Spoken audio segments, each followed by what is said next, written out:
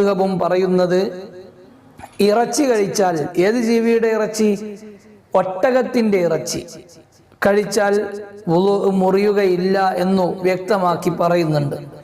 എന്നാൽ ഹംബലി മദ്ഹബിൽ, ചില അറബി നാടുകളിലൊക്കെ ഹംബലി മദ്ഹബ് അനുസരിച്ച് ജീവിക്കുന്ന ആളുകൾ ഉണ്ടായിരിക്കാം. ചില അറബികൾ അങ്ങനെ ആയിരിക്കാം.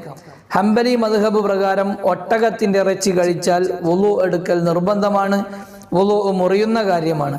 ചില ആളുകൾ തെറ്റിദ്ധരിച്ചിട്ടുണ്ട് ഒട്ടകത്തിന്റെ ഇറച്ചി കഴിച്ചാൽ വുളു എടുക്കൽ നിർബന്ധമാണ് എന്നുള്ളത്. നമുക്കും ഷാഫിഈ മദ്ഹബിൽ നമുക്ക് നിർബന്ധമാണ് എന്നുള്ളത് തെറ്റിദ്ധരിച്ചു വെച്ച ആളുകൾ ഉണ്ടെങ്കിൽ, ഈ ഒരു സാഹചര്യം, ഉളുഹിയ്യത്തിന്റെ അറവൊക്കെ നടക്കുന്ന സാഹചര്യത്തിൽ ഒട്ടകത്തിനെ അറക്കുന്ന സ്ഥലത്ത്, അല്ലെങ്കിൽ ഒട്ടകം ഇറച്ചി കഴിക്കുന്ന വിദേശത്തുള്ള ആളുകളൊക്കെ ഇത് തെറ്റിദ്ധരിച്ചുകൊണ്ട് ഇങ്ങനെ ഒട്ടകം ഇറച്ചി കഴിച്ച് വുളു എടുക്കുന്നവരുണ്ടെങ്കിൽ അത് തീർത്തും തെറ്റിദ്ധാരണയാണ്.